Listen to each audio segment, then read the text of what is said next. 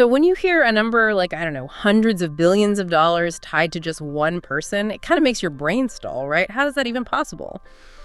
Today, we're really pulling back the curtain on Elon Musk's, well, astonishing net worth. Our mission here is to try and demystify those huge figures, understand where this fortune actually sits, and really dig into the dynamics of wealth this concentrated. We're using insights from recent analyses, things like Elon Musk, an empire of innovation and wealth, to get a clearer picture. Yeah, and I think what's really crucial to grasp right away is this isn't just about a big number for the sake of it. Understanding this specific fortune, it really gives you a window into how we value innovation today. It reflects, massive stakes in companies that are fundamentally reshaping things, how we travel, how we communicate, even space exploration. Right, exactly. So let's start with those mind-boggling headline numbers. As of mid-2025, Elon Musk is pretty consistently ranked as the wealthiest person on the planet. Forbes had him pegged around, $342 billion recently? And Bloomberg's estimate was closer to $381 billion back in May 2025. We're talking figures that are just hard to wrap your head around. Hundreds of billions.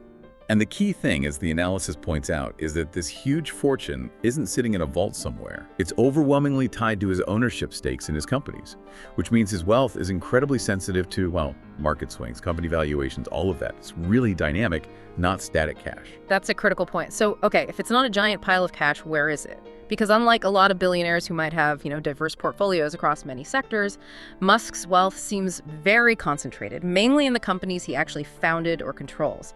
Let's start with the big one, Tesla.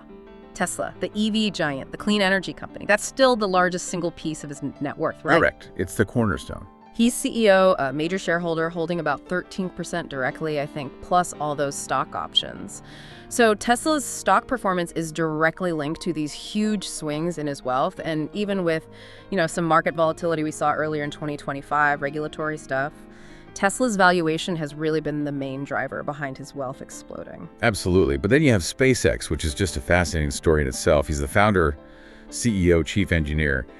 He holds a really big chunk of equity there, reported to be around 42%. 42% of SpaceX. Wow. Yeah. And the incredible thing is how its valuation has just surged. It hit an estimated $350 billion by late 2024.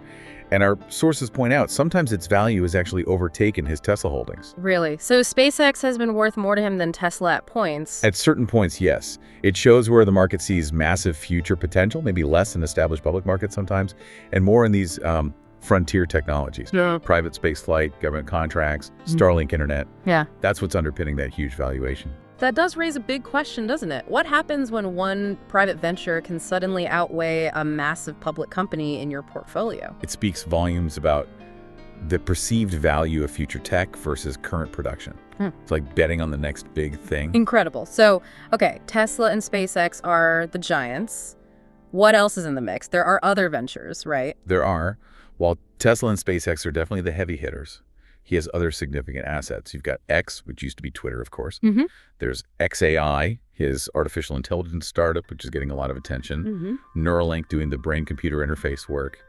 And the Boring Company, trying to change urban transport with tunnels. They all contribute. But yeah, the main engines are Tesla and SpaceX, no question. Okay, so you have these public and private companies shifting values.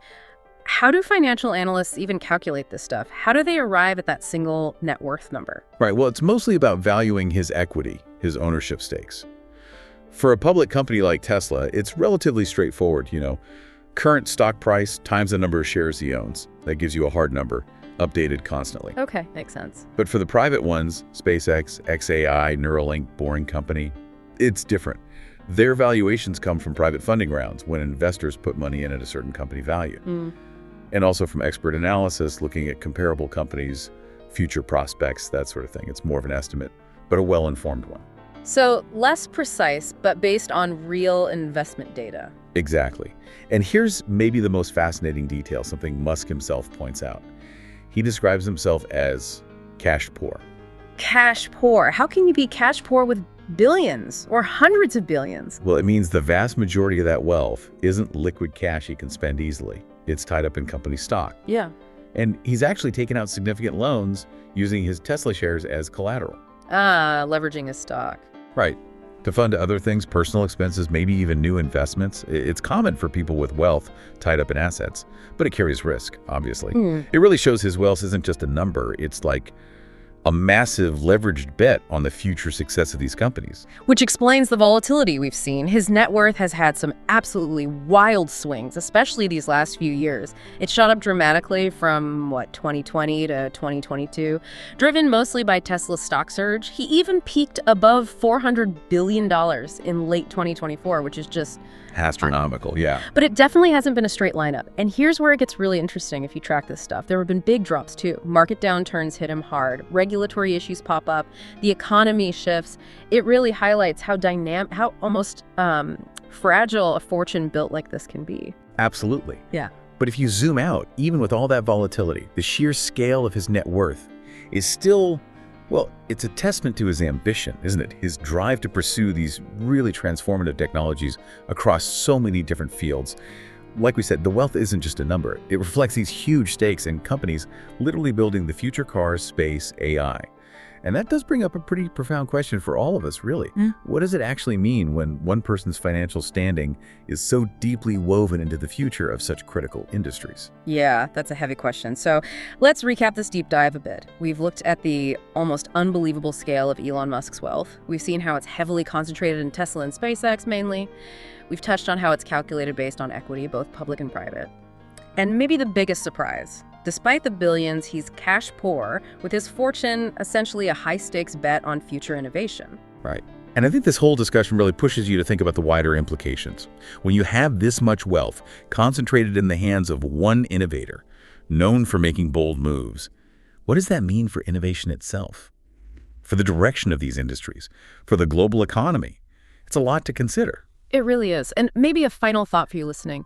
Given how closely his financial fortunes are tied to the success of space travel, AI, sustainable energy, how might his wealth continue to shape those technological breakthroughs we expect in the coming years?